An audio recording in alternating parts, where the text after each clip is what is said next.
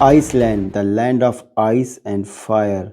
One can imagine जब volcanic fire glacier ice से मिल जाती है तो कैसा लैंडस्केप बनता है। आइसलैंड में दुनिया का हर पॉसिबल नेचुरल लैंडस्केप है। One can see hot steam geyser, glacier, waterfall. More than 10,000 waterfalls are there in Iceland, and volcanic fire. Everything is there in Iceland. मैं इस ट्रिप का 1 साल से प्लान कर रहा था, and I just concluded my trip, and now I am ready to share my experience with everyone. Hello everyone, देसी traveller के एक और वीडियो में आप सबका स्वागत है। इस वीडियो में मैं आपको लेके जाने वाला हूं आइसलैंड। इनफैक्ट ये वीडियो नहीं, ये एक सीरीज होने वाली है जिसमें मैं आइसलैंड के डिफरेंट पार्ट्स में जाऊंगा, and I will show you कि आइसलैंड में क्या क्या चीजें देखने की हैं। आइसलैंड की अगर आइटिनरी बना रहे हैं तो कितने दिन की बना रहे हैं, बना सकते हैं। And I will also show you कि हर दिन क्या क्या चीजें देख सकते हैं। बेसिकली हमने जो आइसलैंड का पूरा टूर किया वो एक पूरा रिंग रोड किया, जिसमें कि पूरी कंट्री को हमने कवर किया, और ये हमारा ट्रिप था 8 दिन का। तो will try to cover every day, और जो भी मेजर स्पॉट थे हमने रास्ते में देखे वो सब कुछ कवर करेंगे। हमने आइसलैंड का सबसे ब्यूटीफुल वाटरफॉल देखा, जो सबसे फेमस वाटरफॉल है। Then we saw canyons in Iceland, we saw glacier lagoon in Iceland. तो विल टॉक अबाउट एवरीथिंग। हमने वहां पे आरवी रेंट करी थी, तो I will also talk about की होटल इज बेटर और आरवी इज गुड। आइसलैंड की ट्रिप की स्टार्ट हुई हमारी न्यूयॉर्क में JFK एयरपोर्ट से। हमारी फ्लाइट लैंड करी सुबह 9 बजे के करीब। लोग की फ्लाइट यहाँ पे आइसलैंड में पहुंच गई है, बैगेज कलेक्ट कर लिया है। काफी स्मूथ प्रोसेस है यहाँ पे। छोटा सा एयरपोर्ट है लेकिन प्रोसेस बहुत ही स्मूथ है। तो एग्जिट करके ऐसा दिखता है। यहाँ पे एग्जिट करते ही रेंटल कार, बसेस, सबके काउंटर लगे हुए हैं। You can see rental car के काउंटर यहाँ पे बने हुए हैं। तो अगर कार पिक कर रहे हो तो यहाँ पे आ सकते हैं। निकलते ही ये मनी एक्सचेंज भी है, तो अगर मनी एक्सचेंज करना है तो सीधे एयरपोर्ट पे ही मिल जाएगा। टैक्स रिफंड, वापस जाते समय you can take your tax refund also. तो बाहर निकलते ही ऐसे वेलकम करने के लिए Icelandic people are ready to welcome you. अगर करेंसी कन्वर्जन की बात करें तो आइसलैंड के एयरपोर्ट पे करेंसी कन्वर्जन इजीली हो जाता है, बट इन माय एक्सपीरियंस हमें कोई भी अभी तक कहीं भी करेंसी कन्वर्जन की जरूरत पड़ी नहीं। सब जगह आइसलैंड में क्रेडिट कार्ड चलता है। कैंप ग्राउंड में, पेट्रोल पंप पे, लोकल शॉप पे, हर जगह you can use your credit card. हम लोग सुबह 9 बजे पहुंचे। हमने आरवी बुक करी हुई थी, तो हमने आरवी का जो ओनर था उसको फोन किया, एंड देन उसने हमें पिक करने के लिए टैक्सी भेजी। और if I give you a tour of our RV, तो इसके जो सबसे पहले ये दिख रहा है, ये साइड स्टार्टिंग वाला जो, सो इसके जो सबसे पहला साइड दिख रहा है ये वाला, ये है इसका बेड। यहाँ पे 2 बेड हैं, राइट हैंड साइड पे ड्राइवर सीट के ऊपर, and extreme left hand side पे भी 2 बेडिंग है। देन बीच में सेंट्रल एरिया, अगर इफ़ आई शो यू, ये एरिया जो है, ये एरिया डाइनिंग एरिया है, और यहाँ पे बेडिंग भी लग जाती है। तो हमने बेसिकली 4 लोगों की आरवी बुक करी थी, बट उसने अपग्रेड करके 6 लोगों की आरवी दे दी है, तो अच्छा है, काफ़ी बड़ी है। एंड अगर ये साइड दिखाऊं मैं, ये साइड जो है सबसे जो नीचे दिख रहा है बॉटम पोर्शन, यहाँ पे लगेज रखते हैं। इफ़ आई शो यू, तो इसमें 2 सेक्शन है। पहले नीचे वाले सेक्शन में सारे लगेज आते हैं, देन ये ऊपर एक बेडिंग है, एंड इसके ऊपर भी एक बेडिंग है। तो 2 बेडिंग यहाँ पर हैं।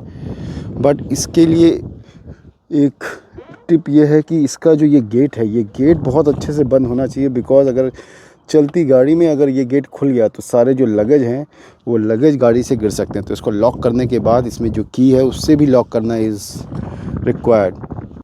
गाड़ी पिक करने के बाद हमने सबसे पहला काम किया, हम लोग गए कॉस्को। कॉस्को बेसिकली अगर मैं बात करूं तो जैसे इंडिया में बिग बाजार होता है वैसे ही यूएस में कॉस्को है। तो कॉस्को में यू कैन बाई, सामान बल्क में मिल जाता है और सब कुछ मिल जाता है। तो हम लोग वहां गए और हमने वहां पे अपना सारा सामान ले लिया। एंड खाने के लिए अगर बात करूं तो आइसलैंड इतना रिमोट है तो यहाँ पे रेस्टोरेंट्स कम है और पूरा हम लोग रिंग रोड का चक्कर कर रहे थे, तो वैसे भी हमें रेस्टोरेंट्स कम मिलने वाले थे। तो दैट्स वाई हम लोग अपना जो इंडियन जितनी भी खाना है वो सब कुछ लेके आए थे। तो माय रिकमेंडेशन इज कि खाने का जितना सामान यहाँ पे कैरी कर सकते हैं दैट इज गुड। अब अगर कॉस्को में सामान लेने के बाद we went to our first stop Iceland trip के। हम लोग अपने पहले स्टॉप थिंगवेल नेशनल पार्क में आए हैं। ये आइसलैंड में गोल्डन सर्किल का पार्ट है। गोल्डन सर्किल में 3 पॉइंट आते हैं, उनमें से सबसे पहला पॉइंट जो कि रेक्याविक के सबसे पास है, यही पॉइंट है। ये नेशनल पार्क यहाँ का आइसलैंड का सबसे पहला नेशनल पार्क है। 1944 में जब आइसलैंड को इंडिपेंडेंस मिली थी तो इसी पार्क में उन लोगों ने अपनी पहली पार्लियामेंट इस्टेब्लिश करी थी। नॉट ओनली आइसलैंड ने अपनी पहली पार्लियामेंट, बल्कि जब वाइकिंग्स ने यहाँ पर रूल किया था 900 एडी के आसपास, तब वाइकिंग्स ने भी अपनी पहली पार्लियामेंट यहीं पर इस्टेब्लिश करी थी। इसके अलावा अगर मैं बात करूं तो इसका जियोलॉजिकली भी काफ़ी इंपॉर्टेंस है, बिकॉज नॉर्थ अमेरिका और यूरोपियन टेक्टोनिक प्लेट्स इसी पॉइंट पे मिलती हैं। You can C both tectonic plates. ऐसा माना जाता है कि आइसलैंड में ये पॉइंट है जहां पे नॉर्थ अमेरिका और यूरोपियन दोनों ही टेक्टोनिक प्लेट्स आप देख सकते हो। इस साइड पे यूरोपियन टेक्टोनिक प्लेट है और जहां मैं खड़ा हूं यह है नॉर्थ अमेरिकन। अगर मैं बीच में पैर रख के खड़ा हूं तो मैं इस समय यूरोपियन और नॉर्थ अमेरिकन दोनों ही साइड पे पैर हूं। I am standing on both European and north American tectonic plate. But असलियत क्या है, असलियत मैं ऊपर जाके बताता हूँ। मैंने यहाँ पे विजिटर सेंटर में पार्क रेंजर से बात करी, उसने कहा ऐसा कुछ भी नहीं है। ये सारे यूट्यूबर्स ने ये रूमर फैला रखा है कि ऐसा ये जो पॉइंट दिखाया ऐसा कोई पॉइंट एग्जिस्ट करता है।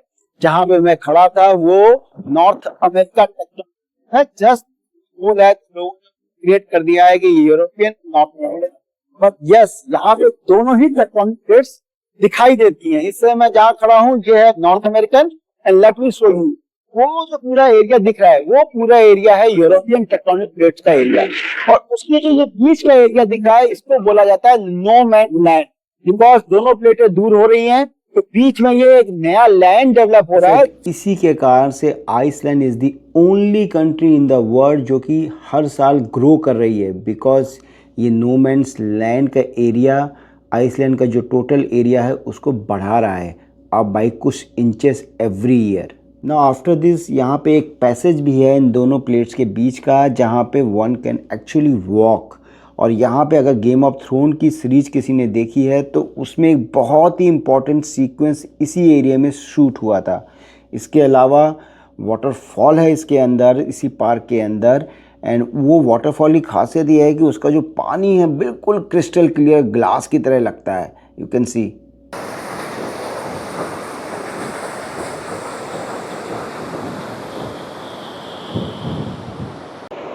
करीब 20 मिनट की वॉक है विजिटर सेंटर से यहाँ तक। काफ़ी अच्छा वाटरफॉल है।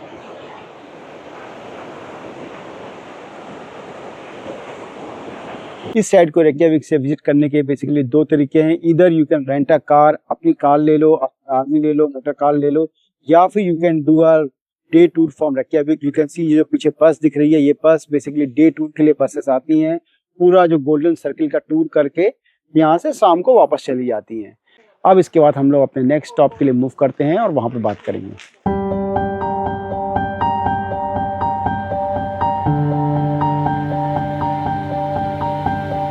हम लोग आ गए अपनी सेकंड लोकेशन पे। ये बेसिकली जो पीछे एक लोकेशन दिख रहा है, हजारों साल पहले यहाँ पे एक फ्लैट सरफेस थी, उस पे वॉल्केनो आया, वॉल्केनो आने से ये क्राटर का फॉर्मेशन हुआ।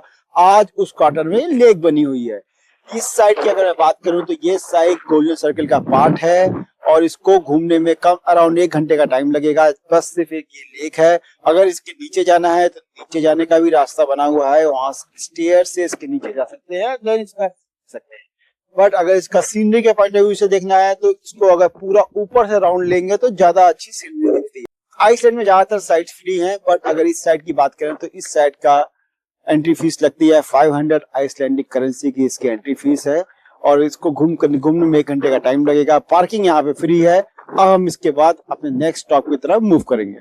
सो नेशनल पार्क घूमने के बाद अब हम लोग अपने नेक्स्ट स्टॉप की तरफ जा रहे हैं, वो है गीजर।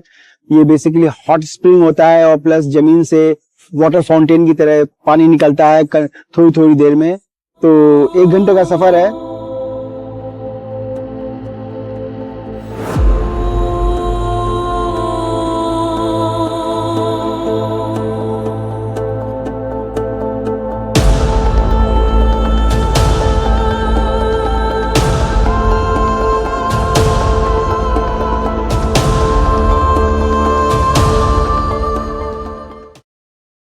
इससे हम लोग आ गए हैं गोल्डन सर्कल के 3rd स्टॉप पे गाइजर। गाइजर बेसिकली क्या होता है कि अर्थ के अंदर जियोथर्मल एक्टिविटीज के कारण से फाउंटेन की तरह पानी निकलता है। दुनिया में बहुत सारे गाइजर हैं बट फ्रिक्वेंटली ऐसे फाउंटेन की तरह निकलने वाले गाइजर्स कम हैं। उनमें से ये एक है। एवरी डे हर थोड़े थोड़े मिनट्स पे ये गाइजर निकलता है। ऐसे ही एक यूएसए में भी है ओल्ड फेथफुल, जो कि हर 15 मिनट पे उसमें ऐसे ही फाउंटेन निकलता है। ये गाइजर की फ्रिक्वेंसी लगभग 7-8 मिनट के बीच में निकलता ही निकलता है, लेकिन इसकी जो इंटेंसिटी है I will say old faithful जो यूएसए में है उससे थोड़ी सी कम है। बट अगर गारंटेड देखना है गाइजर तो ये geyser is one of the best. और इसके आसपास यहाँ पे ऐसे कई सारे और भी यू विल सी गाइजर तो नहीं दिखेंगे फाउंटेन की तरह निकलते हुए, लेकिन जियोथर्मल एक्टिविटीज़ के कारण से हॉट स्प्रिंग बहुत सारे हैं। अराउंड 100 डिग्री का टेम्परेचर होता है ये पूरे एरिया में। कई सारे जहाँ भी ये धुआं दिख रहा है सब जगह ये वैसे ही गाइजर्स बने हुए हैं। तो इस एरिया में बेसिकली यहाँ से पूरा एक राउंड ले सकते हैं। इस गाइजर के आसपास ऊपर से जाएंगे और पूरा राउंड लेकर के आएंगे। यू कैन सी निकल गया ये गाइजर। तो इसकी इंटेंसिटी देखिए, इसकी इंटेंसिटी थोड़ी सी कम थी, लेकिन कभी कभी इसकी इंटेंसिटी ज़्यादा भी होती है। तो it will purely depend on your luck. अपने इंडिया में होता है लिट्टी चोखा, वैसे ही यहाँ पे है लिटली गाइजर। यह है आइसलैंड का लिटली गाइजर, लिटिल गाइजर देखो। और इसका टेम्परेचर इस समय करीब 100 डिग्री के आसपास है। पूरा बॉईल हो रहा है water. Look at the water. मुझे इसका टेम्परेचर 80 to 100 डिग्री सेल्सियस है। एंड लुक एट दिस, कितना ज़्यादा वो देखो ज़मीन के अंदर कैसे डीप दिख रहा है पूरा। ऐसा लग रहा है ये पूरा ज़मीन के अंदर से आ रहा है।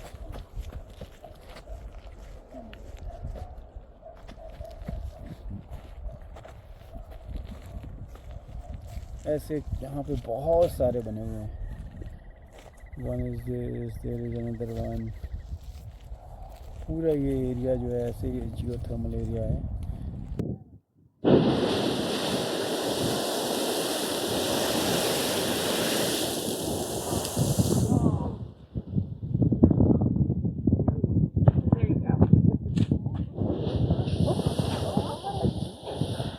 आइसलैंड में सनलाइट इतनी ज़्यादा होती है कि टाइम का पता ही नहीं चला कि रात के 10 बज चुके हैं। तो वी डिसाइडेड कि अब हम अपना डे यहीं पे एंड करेंगे और वाटरफॉल को देखने कल जाएंगे। आई होप आपको मेरा ये वीडियो अच्छा लगा होगा। Please continue watching this video. If you have any comment, right it in the comment box. Do like and subscribe my channel. Follow me for many more videos. Thank you.